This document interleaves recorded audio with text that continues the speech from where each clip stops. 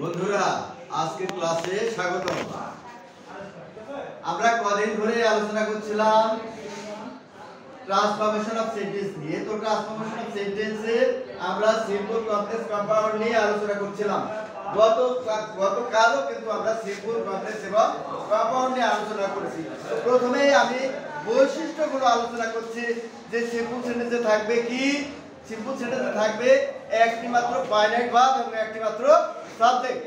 Complex সেন্টেন্সে থাকবে হচ্ছে একটি মাত্র প্রিন্সিপাল ক্লজ এবং দুই বা ততোধিক সাবঅর্ডিনেট ক্লজ। আর কম্পাউন্ড সেন্টেন্সে থাকবে হচ্ছে দুই বা ততোধিক প্রিন্সিপাল ক্লজ কোঅর্ডিনেট কনজাংশন দ্বারা যুক্ত থাকবে। তো এই হলো অবস্থা। তো আমরা এখন চলে যাব অ্যাপ্লিকেশনে আমরা কি দেখব? এখানে আমরা একটা কমপ্লেক্স সেন্টেন্স দেখতে পাচ্ছি, if you work hard you will prosper in life. if you work hard you will prosper in life. যদি তুমি কঠোর পরিশ্রম করো তাহলে তুমি জীবনে সফল হবে। তাহলে এখানে কি দেওয়া আছে? এখানে একটা সাবঅর্ডিনেট ক্লজ দেয়া আছে এবং এখানে একটা প্রিন্সিপাল ক্লজ দেয়া আছে। তো আমরা যদি এটা সিম্পল সেন্টেন্স করি, সিম্পল সেন্টেন্সে আমার কি বৈশিষ্ট্য? একটি মাত্র ফাইনাইট ভার্ব থাকবে এবং একটি মাত্র সাবজেক্ট থাকবে। এই যে একটি মাত্র সাবজেক্ট এবং একটি মাত্র ফাইনাইট ভার্ব আছে। তাহলে আমি এই ওয়ার্ডটাকে কি করে দিলাম? নন ফাইনাইট করে দিলাম। এইখানে আমাদের মূল থিমটা কি? অর্থের কোনো পরিবর্তন ঘটবে না, শুধুমাত্র কাঠামোগত পরিবর্তন ঘটবে। এখানে আমরা তাই ঘটিয়েছি। কি হয়েছে? if you work hard, যদি তুমি কঠোর পরিশ্রম করো তাহলে তুমি জীবনে সফল হবে। আমরা এটাই দেখেছি, by working hard, কঠোর পরিশ্রম করে you will prosper in life, তুমি জীবনে সফল হবে। এটাকে আবার আমরা কম্পাউন্ড সেন্টেন্স করছি। কম্পাউন্ড সেন্টেন্সে কি দেখা যাচ্ছে? কম্পাউন্ড সেন্টেন্সের বৈশিষ্ট্য হচ্ছে দুই বা ততোধিক প্রিন্সিপাল ক্লজ কোঅর্ডিনেট কনজাংশন দ্বারা যুক্ত থাকবে। তো আমাদের এখানে এটাও প্রিন্সিপাল ক্লজ, এখানে এটা কোঅর্ডিনেট কনজাংশন, আর এটা হলো প্রিন্সিপাল ক্লজ। তাহলে আমার কি অর্থের পরিবর্তন কিন্তু কোনো ঘটেনি। কি হয়েছে? if you work hard you will prosper in life। এখানে কি হয়েছে?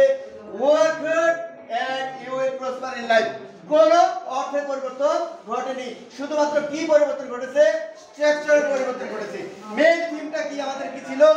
only change the structure, not change the meaning. next sentence আমরা যাই, কি বলছে?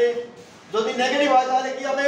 if you do not work hard you will not shine in life। যদি তুমি কঠোর পরিশ্রম না করো তাহলে জীবনে সফল হতে পারবে না।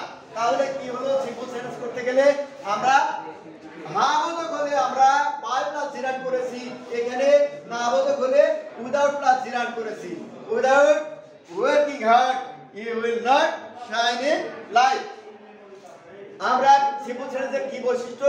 একটি মাত্র সাবজেক্ট এবং একটি মাত্র ফাইনাইট ভার্ব থাকবে। কম্পাউন্ড সেন্টেন্সে ঠিক তদ্রূপ। কম্পাউন্ড সেন্টেন্সে আমি কি করেছি? কম্পাউন্ড সেন্টেন্সে কি থাকবে? দুই বা ততোধিক প্রিন্সিপাল ক্লজ থাকবে। এখানে দুই বা ততোধিক প্রিন্সিপাল ক্লজ আছে কিন্তু অর্থের পরিবর্তন ঘটেনি। এটা হলো কোঅর্ডিনেট কনজাংশন।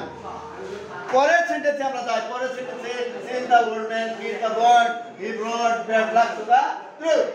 তাহলে যেহেতু বৃদ্ধ লোকটি পাখিটিকে মেরেছিল, সে নারীদের জীবনে দুর্ভাগ্য বয়ে এনেছিল। এটাই ছিল বাংলা। তাহলে আমরা এখানে দেখি অর্থের কোনো পরিবর্তন ঘটায়নি। কি করেছি? কিলিং দ্য বার্ড, অর্থাৎ এই কিটাকে নন ফাইনাইট করে দিয়েছি। Killing the bird the old man ব্রট bad luck to the truth. তাহলে কি করেছি? আমরা একটি সাবজেক্ট নিয়েছি এবং একটি মাত্র ফাইনাইট ভার্ব নিয়েছি। এটাই হলো সিম্পল সেন্টেন্সের বৈশিষ্ট্য। আমরা অর্থের পরিবর্তন ঘটাইনি।